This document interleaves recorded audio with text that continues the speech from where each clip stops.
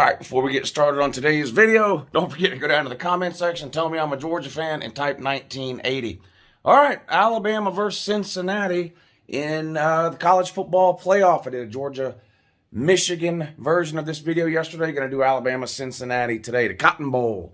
The early game on New Year's Eve coming up this Friday, 3:30, I think, kickoff.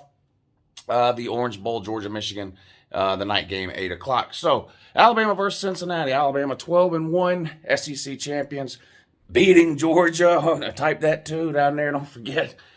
Cincinnati 13-0, second straight undefeated regular season in a row for Cincinnati. New Year's Six game for them last year, a loss in the Peach Bowl. Alabama looking to repeat as national champions. They won it all last year in 2020. Well, does Cincinnati have a chance in this game? Let's start there. Yeah, they have a chance. You don't make it to the playoffs and not have a chance, I guess. Does Cincinnati deserve to be in the playoffs? Well, yeah, who else were you going to put there? So, yes, I do think Alabama probably wins this game, but let's talk about it. Now, we have seen group of 5 teams make major postseason games and win. And we've seen them come close to winning, and we've seen them win. I'm going all the way back to Boise State versus Oklahoma 15 years ago or whatever it was. Of course, Central Florida beating Auburn several years ago. Cincinnati almost beating Georgia last year. I do think the playoffs is a different animal, though. You know, a lot of times when these group of 5 teams make it to a New Year's Six bowl, they're playing a team that's disappointed to be there, and maybe they have opt-outs or whatever the case, and it's just not an apples-to-apples comparison, I don't think, to compare a New Year's Six game to a playoff game. Cincinnati is going to be facing an Alabama team who wants to be in the playoffs, not going to have any opt-outs. There's, all of those excuses are out the window here. But getting back to does Cincinnati actually have a chance to win this game? Yes, I think they do. I mean, Alabama's clearly the better team. I mean, that's just obvious. And if Alabama plays like they played in the SEC title game against Georgia, they will not only beat Cincinnati. If they play like that again on January 10th, they'll beat whoever they play out of Georgia or Michigan.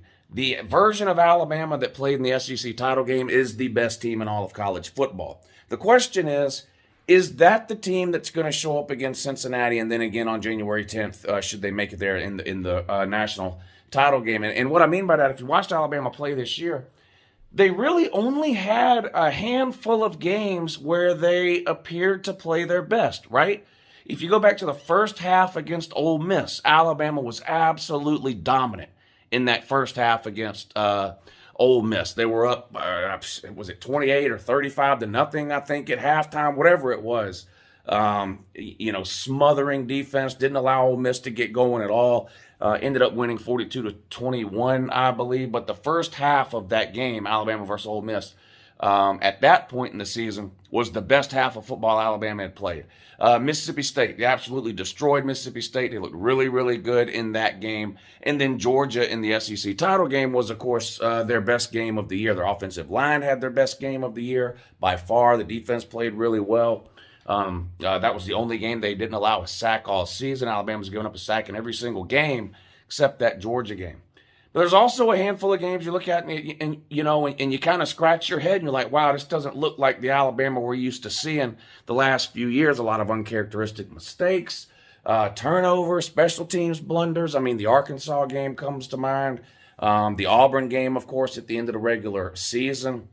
The loss on the road to really a pretty average Texas A&M team that ended up finishing, I believe, 8-4. It's been consistency has been kind of the issue with Alabama this year.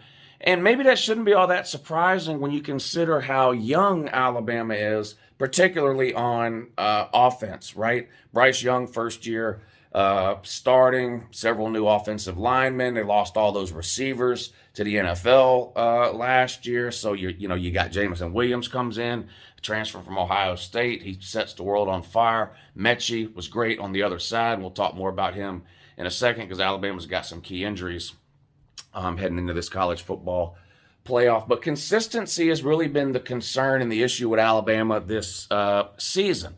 Again, if they play like they played in the SEC title game, they will handle Cincinnati, and it probably won't be close. And if you go back and look throughout the history of the playoffs, very few playoff games have actually been close games or good games that we've had. 7 years of the playoffs. That's 14 playoff games. 11 of those 14 playoff games have been blowouts. Alabama's favored in this one by 13. Depending on where you look, 13 and a half. On Bet Now, it's 13. I looked before I made this video today. Alabama's going to have to play more like they played against Georgia than they played against Auburn if they're going to beat Cincinnati, because I do think Cincinnati is a legitimately good team. Defensively, Cincinnati's got a really good secondary, probably the best secondary Alabama has played this year. There's 3 NFL players in Cincinnati's secondary. Their secondary is really, really good. They're not as talented, obviously, their roster top to bottom, as Alabama or Georgia or Michigan, for that matter. If you just go by talent on the roster and recruiting rankings and all that kind of stuff, clearly Cincinnati the least talented complete roster in the college football playoff. And where something like that could really matter is depth, right? You get into the second halves of these games where you're rotating players in and out, or, God forbid you have some type of an injury. Whoever Cincinnati sends in to replace a starter, chances are the drop-off is going to be significant because you just don't have the depth that some of the other teams have, like in Alabama. And, you see that when you have Mechie, Alabama's number 2 receiver all year long, an amazing talent at wide receiver. He's hurt. He's injured. He's got hurt in the Georgia game. He's done for the playoffs. But who the guy, Jacoby or whatever, I forget the guy's name now. The guy that caught the winning pass against Auburn. Alabama fans will know what I'm talking about. I mean, Alabama's roster is loaded with talent that just hasn't been able to get on the field yet because of players like Mechie. So, yeah, Mechie goes down. That's not good news for Bama. But Bama's got 4 weeks to establish and develop Mechie's replacement, or a couple of players to use as his replacement. I think it's a much bigger deal. Losing Mechie, I think, is a much bigger deal if Alabama would have had a game the following week, right, where you only have 1 week to get a guy ready, probably that freshman that caught the pass against Auburn. But you've had 4 weeks to get this guy ready. Never mind the fact that he's been practicing and playing all season long in a reserve role, a backup role behind Mechie. So Mechie was starting for a reason. He's obviously the better than the guy behind him.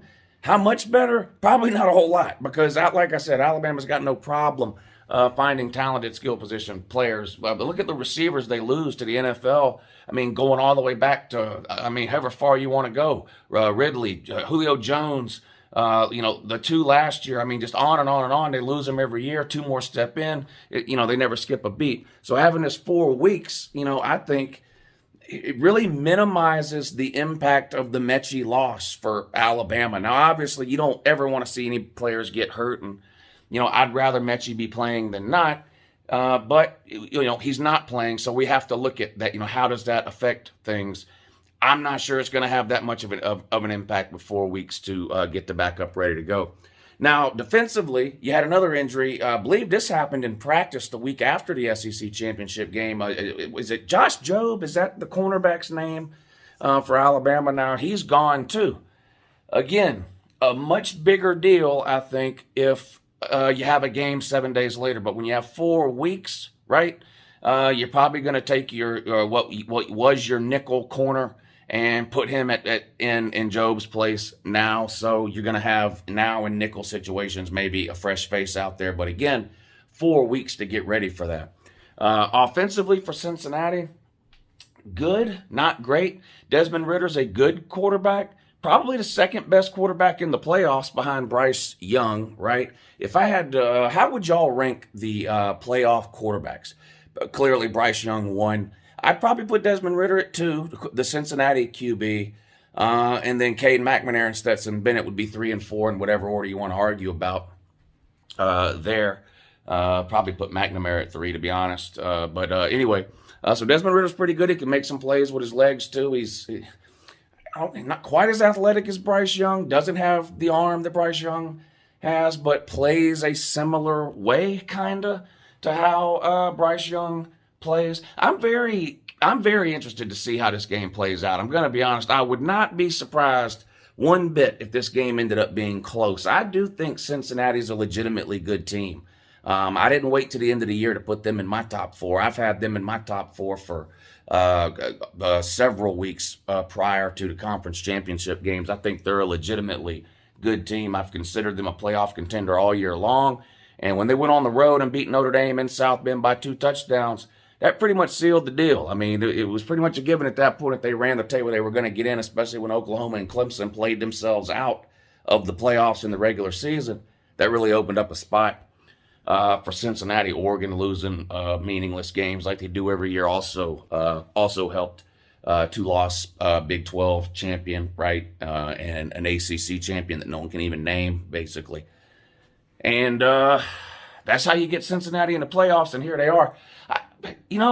I hear people, Cincinnati's going to get blown out, and then, people are going to show up with the I told you so routine. If Cincinnati gets blown out, you're going to hear it. I told you Cincinnati didn't deserve to be in the playoffs. Look, Cincinnati could lose by 100 points. That wouldn't prove they didn't deserve to be in the playoffs, would it? Like I said, go back and look at the scores of all the playoff games. Almost every single playoff game we've ever had has been a blowout. So, no, if Cincinnati gets blown out, that doesn't prove they didn't belong or shouldn't have been in the playoffs. I think Cincinnati does belong, whether they get blown out or not. Now, I'm going to hope for a good game like I always do when I watch big college football games. I'm hoping for an exciting, good game. And like I said, I wouldn't be shocked if this ended up being a close game. If it is a blowout, though, then that means Cincinnati's not going to blow Alabama out. That's not going to happen. If there's going to be a blowout in this game, it's going to be in Alabama's favor. But I do think this is going to be a good game, and we're all going to watch it. You're all going to watch it. Congratulations to Cincinnati, the first Group of 5 team to get into the playoff. They're on their way to the Power 5 here in a couple of years. They've accepted an invitation to the Big 12.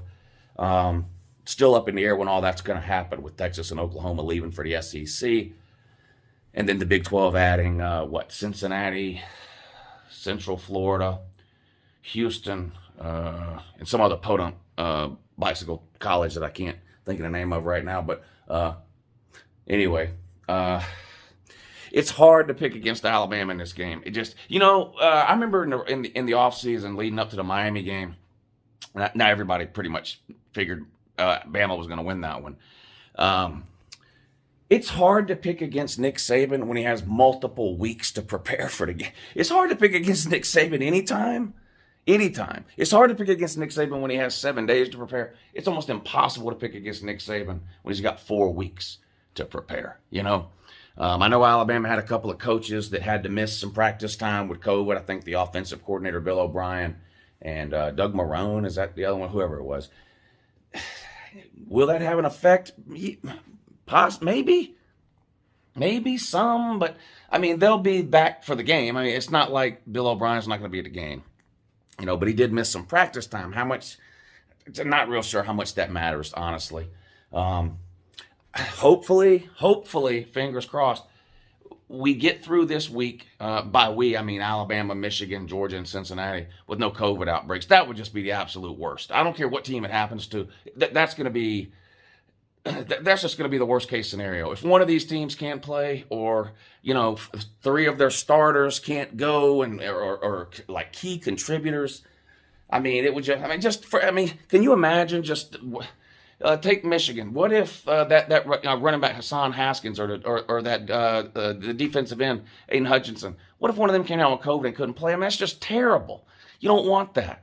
For Georgia, Nakobe Dean or something, or Jordan Davis, we find out they can't play. Or if you're Alabama, Bryce Young, Will Anderson, Cincinnati, Desmond Ridder. What if the quarterback can't? That'll be awful. I really hope we don't have to go down that road.